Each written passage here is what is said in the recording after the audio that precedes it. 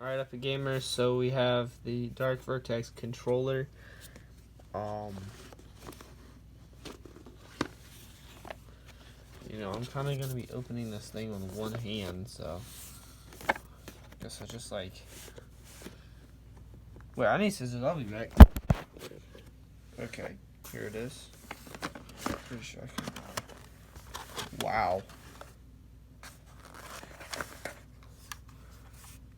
Look at that. That is nice, dude. And there should be there it is.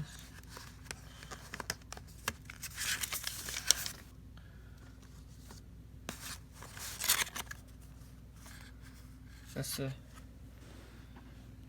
Dark Vertex thing.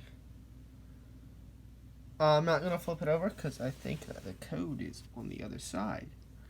But I thought I would open this.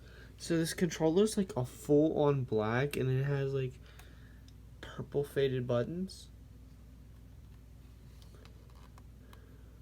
Thing looks really nice though.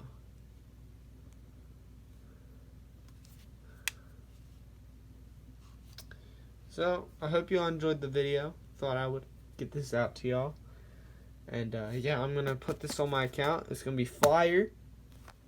I'm probably gonna make a video on it.